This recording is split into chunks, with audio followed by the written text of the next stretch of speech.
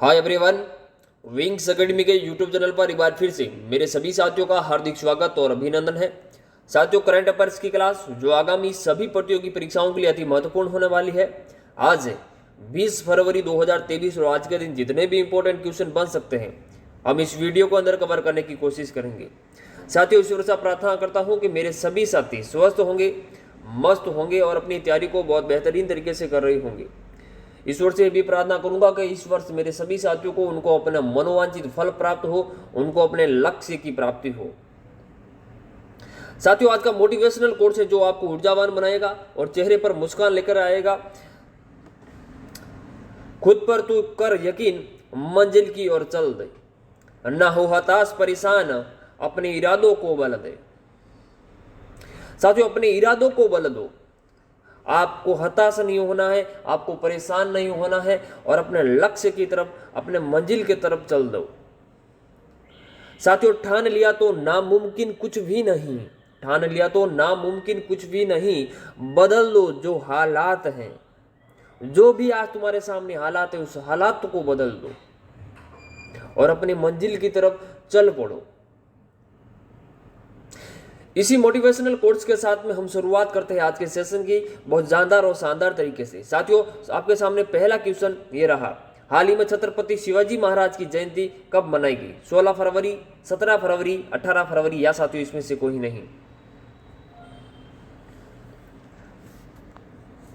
साथियों, हाल ही में छत्रपति शिवाजी महाराज की जो जयंती मनाई गई वो 323वीं जयंती थी और ये कब मनाई गई? 16 फरवरी को, 17 फरवरी को, 18 फरवरी को या साथियों 19 फरवरी को? इसका सही जवाब क्या होगा? तो साथियों, इसका जो सही जवाब है 19 फरवरी को हर वर्ष हम लोग छत्रपति महाराज शिवाजी की जयंती मनाते हैं और पहली बार 1870 में राजा राममोहन राय के द्वारा छत्रपति शिवाजी महाराज की जयंती मनाई गई। उसके बाद बाल गंगाधर तिलक और ये क्रम चलता रहा। क्या है खास बातें छत्रपति शिवाजी महाराज के बारे में? आपका जन्म 19 फरवरी 1630 को मराठा साम्राज्य के केंद्र पुणे में शिव तहसील के अंदर होता है। इसके पिता शहाजी भोसले थे। आपको याद रखना है, कॉम्पिटिटिव एग्जाम्स के अंदर, इतिहास के अंदर ये सारे क्वेश्चन पूछे जाते हैं। मैंने कुछ पॉइंट्स आपको लिए लेकर आए हूँ। आपके पिता का नाम शहाजी भोसले बीजापुर रियासत जनरल के पद पर तैनात थे। आपके माताजी का नाम जीजाबाई था। क्या साथियों? जीजाबाई। शिवाजी महाराज के जो गुरु थे वह थे कौंडदेव। क्या नाम आता है? कौंडदेव उनके गुरुजी थे और इन्होंने पुरंदर की संधि सबसे महत्वपूर्ण मानी जाती है शिवाजी महाराज के लिए। और पुरंदर की जो संधि है औरंगजेब के द्वारा नियुक्त अंबर के राजा जयसिंह और शिवाजी महाराज के मध्य 1665 के अंदर होती है। ये पुरंदर की संधि होती है 1665 के अंदर। औरंगजेब और ऐसा कह सकते हो औरंगजेब और शिवाजी के मध्य हुई थी। और शिवाजी औरंगजेब की तरफ से कौन था? अंबर के जो राजा थे जयसिंह, वो आए हुए थे। ये आपको ध्यान में रखना है।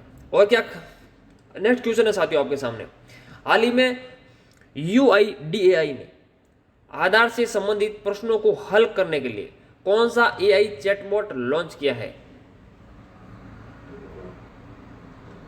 प्रति आधार, आधार साथी, आधार मित्र या साथियों इसमें से कोई नहीं?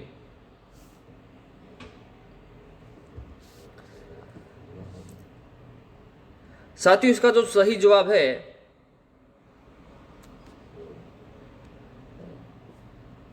वो है आधार मित्र। क्या है? आधार मित्र AI चैटबॉट लॉन्च किया गया है। अगला क्वेश्चन, हाल ही में कैबिनेट ने दिव्यांगता के क्षेत्र में सहयोग एवं भारत और किस देश के बीच एक समझौता ज्ञापन की मंजूरी दी है? जो भी हैंडीकैप्ड लोग हैं उनके क्षेत्र के अंदर सहयोग करने के लिए भारत और किस देश के मध्य यह समझौता हुआ है, ये आपको बताना है। इजराइल, दक्षिण अफ्रीका, फ्रांस या साथियों इसमें से कोई नहीं?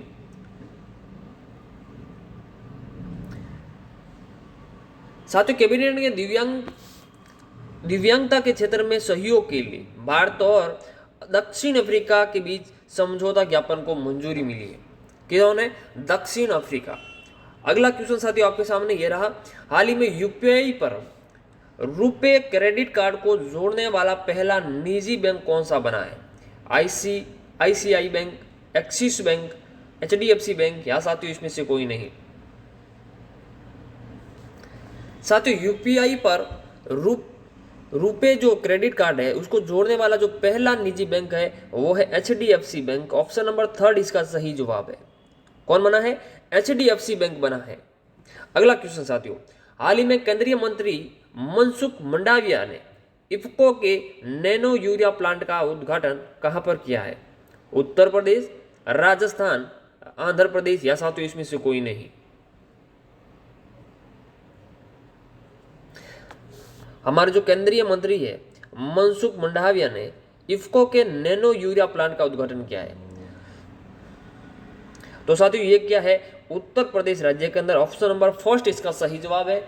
उत्तर प्रदेश के अंदर नैनो यूरिया का प्लांट का उद्घाटन किया है।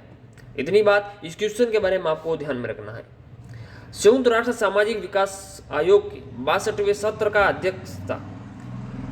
अध्यक्ष किसे बनाया गया? संयुक्त राष्ट्र सामाजिक विकास आयोग का जो 62वें के जो अध्यक्ष है वो तो वैसे तो भारत है, और भारत की तरफ से इसके अंदर जो अध्यक्षता करने वाली वो कौन है, उनका नाम आपको बताना है। Ruchira Kamboj, Carl Maria, Thomas Era या साथियों इसमें से कोई नहीं। संयुक्त राष्ट्र सामाजिक विकास आयोग इसकी स्थापना 1945 के अंदर होती है। इसके अंदर लगभग 40 देश आते हैं और इसकी जो अध्यक्ष है वो इस बार का 62वें सत्र का जो अध्यक्ष वो भारत है, और भारत की तरफ से ये अध्यक्षता करेगी। उसका नाम है रुचिरा कंबोज। ऑप्शन नंबर 1 इसका सही जवाब है। रुचिरा कंबोज, ये है रुचिरा कंबोज। ये क्वेश्चन आपको ध्यान में रखना है। अगला क्वेश्चन है, गृह मंत्रालय ने 17 फरवरी 2023 को किसे आतंकवादी घोषित किया है? हरविंदर सिंह संधू, रमजान, हिजबुल मुजाहिदीन, साथियों इसमें से कोई नहीं। ये 17 फरवरी के दिन किसको आतंकवादी घोषित किया गया है ये आपको बताना है। साथियों इसका जो सही जवाब है वो है हरविंदर सिंह संधू। ऑप्शन नंबर 1 इसका सही जवाब है। हरविंदर सिंह संधू इसको आतंकवादी घोषित किया है। यह है हरविंदर सिंह संधू। वो आतंकवादी संगठन बबर खालसा इंटरनेशनल से जुड़ा हुआ था और वर्तमान में पाकिस्तान के लाहौर में रहता है। यह विशेष रूप से पंजाब में विविध आतंकवादी गतिविधियों में शामिल पाया गया है। इतनी बातें इस क्वेश्चन के बारे में आपको साथियों ध्यान में रखना है। अगला क्वेश्चन है साथियों आपके सामने, हाल ही में जगुआर लैंड रोवर इंडिया के नए MD एंड CEO कौन बने हैं? राजन अंबा, सुभाष चंद्र, नील मोहन या साथियों इसमें से कोई नहीं। जगुआर लैंड रोवर जो इंडिया के MD एंड CEO बने हैं वो बने हैं राजन अंबा। ऑप्शन नंबर 1 इसका सही जवाब है। राजन अंबा बने हैं जगुआर लैंड रोवर इंडिया के नए MD एंड CEO। यह है राजन अंबा।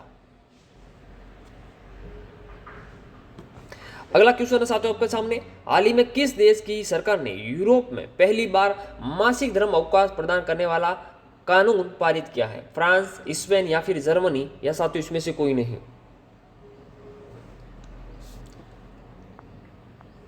मासिक धर्म अवकाश देने वाला यूरोप का पहला देश बना है, वो बना है स्पेन। इसका सही जवाब है। ऑप्शन नंबर 2 इसका सही जवाब है साथियों। स्पेन बना है मासिक धर्म अवकाश प्रदान करने वाला, कानून पारित करने वाला पहला देश बना यूरोप का। अगला क्वेश्चन साथियों आपके सामने, निम्न में से किस शहर में स्थित स्टार्टअप्स न्यू स्पेस रिसर्च ने भारतीय सेना का स्वार्म ड्रोन वितरित किए हैं? ये जो स्वार्म ड्रोन वितरित करने वाला कौन बना है? कहां पर, किस शहर में स्थित स्टार्टअप्स न्यू स्पेस रिसर्च ने भारतीय सेना को स्वार्म ड्रोन प्रदान किए हैं, यानी कि वितरित किए। भारतीय सेना को स्वार्म ड्रोन दिए तो भारतीय सेना की स्थिति और भी मजबूत हुई है। और ये कहां पर दिया, किस शहर के अंदर दिया गया था? तो साथियों ये इसका सही जवाब है, वो है बेंगलुरु। ऑप्शन नंबर 4 इसके अंदर सही जवाब है। बेंगलुरु के अंदर स्टार्टअप्स न्यू स्पेस रिसर्च ने भारतीय सेना को स्वार्म ड्रोन वितरित किए। क्या खास बात है? कर्नाटक के बेंगलुरु में स्थित स्टार्टअप्स न्यू स्पेस रिसर्च ने भारतीय सेना को स्वार्म ड्रोन वितरित किए, जो कि इन उच्च डेंसिटी वाले स्वार्म ड्रोन को संचालित करने वाला विश्व का पहला प्रमुख सशस्त्र बल बनाता है, यानी कि सेना को मजबूत बनाने का कार्य करता है ये। अगला question, national e governance services limited के साथ मिलकर किस बैंक ने हाल ही में इलेक्ट्रॉनिक्स बैंक गारंटी योजना शुरू की है? अब इलेक्ट्रॉनिक्स बैंक गारंटी योजना शुरू करने का मतलब है कोई चीज इलेक्ट्रिक होनी है, यानी कि कोई भी चीज को पेपरलेस करना, यानी कि कोई भी काम पेपर पर ना करके ऑनलाइन करना, यानी कि डिजिटल माध्यम से करना। ये किस बैंक ने शुरुआत की है ये आपको बताना है। National e governance services limited के साथ मिलकर किस बैंक ने अपने हाल ही में इलेक्ट्रॉनिक बैंक गारंटी योजना शुरू की है? Bank of India, Canara bank, bank of Baroda या इंडियन ओवरसीज बैंक? इसमें से सही जवाब क्या है साथियों? इसका जो सही जवाब है वो है Indian overseas bank. Option number 4 इसका सही जवाब है। इंडियन ओवरसीज बैंक ने इलेक्ट्रॉनिक बैंक गारंटी योजना शुरू की है पेपरलेस कार्य करने के लिए। इंडियन ओवरसीज बैंक ने हाल ही में national e governance services limited के साथ मिलकर इलेक्ट्रॉनिक्स बैंक गारंटी योजना शुरू की। इसकी इस विशेषता है डिजिटल मुद्रांकन और डिजिटल हस्ताक्षर के साथ पूरी तरह से पेपरलेस मोड है। अगला क्वेश्चन, गुजरात व महाराष्ट्र में मछुआरों के मुद्दों का समाधान करने के लिए किस अभियान का तीसरा चरण शुरू किया गया है?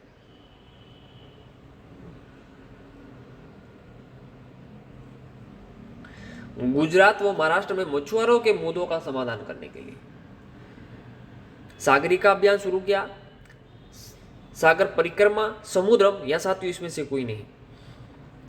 साथियों गुजरात और महाराष्ट्र के अंदर मछुआरों के जो समाधान मुद्दों को लेकर के जो समाधान करने के लिए एक अभियान की जो शुरुआत की और ये तीसरा चरण है इसका, तो ये है सागर परिक्रमा। इसका सही जवाब है ऑप्शन नंबर 2 इसका सही जवाब है, वो है सागर परिक्रमा अभियान शुरू किया गया है।